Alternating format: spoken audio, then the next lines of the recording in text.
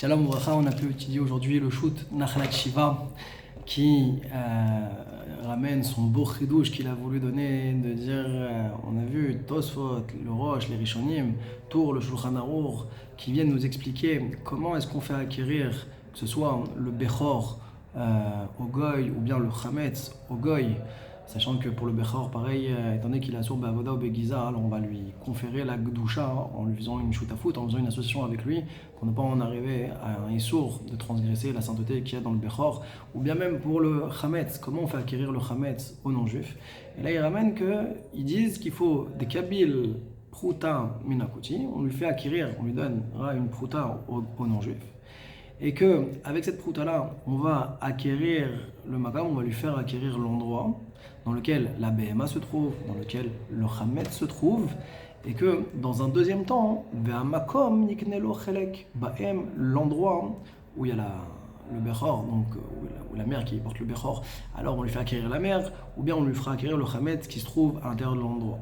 Comme pour dire que ici ça se fait par ricochet, c'est-à-dire qu'on lui fait acquérir l'endroit, et l'endroit va faire acquérir au Goy le Chametz ou bien le Bechor pour ce qui est de la mère. Et il dit, réellement c'est très étonnant de dire une chose pareille. Pourquoi?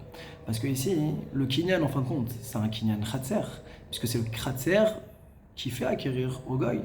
Or, nous on a une règle que en shlichut, la Goy, il n'y a pas de din de shlichut au Goy, et ça c'est dans les deux sens, que ce soit nous envers lui ou lui envers le Ben Israël. Et donc il dit, si c'est comme ça, comment comprendre la takana des chachamim, d'où elle est basée, sur quoi elle est basée, puisque si c'est sur un din de shlichut, par rapport au din du khatser, le khatser il peut pas être shaliach, en shlichut la Goy.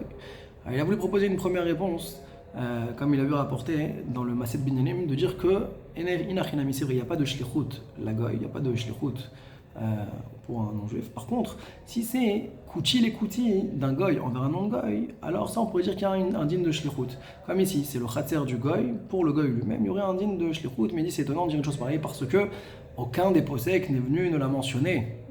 Et il rapporte d'ailleurs le Maharam Mintz, que lui aussi il dit que kouchi les kouti efshar d'aveshalir, c'est possible qu'il y ait une notion de shlichut quand c'est un non-juif envers un non-juif.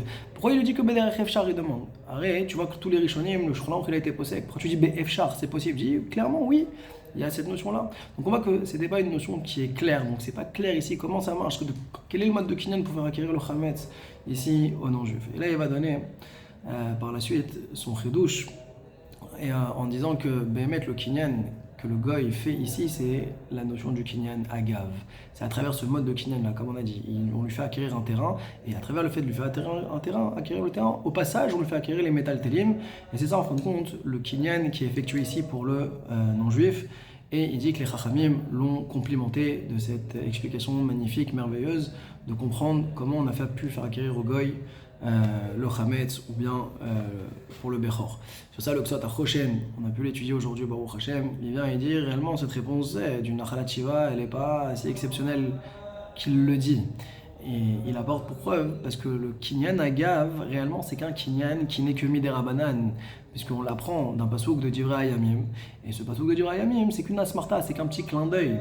On voit qu'il y a la notion de kinyan agav. Et donc, il rapporte que le fait que ce soit qu'un kinyan qui n'est que midérabanan, c'est-à-dire que d'après la Torah, c'est simplement un kinyan. Et donc, si on dit que c'est midin kinyan agav, la Torah, le chametz, il appartient toujours au propriétaire juif. Et donc, il dit de ce fait, on ne peut pas venir et expliquer que le kinyan qui est fait, qui est un kinyan agav, justement parce que c'est un kinyan qui n'est que midérabanan, chazak ou baruch.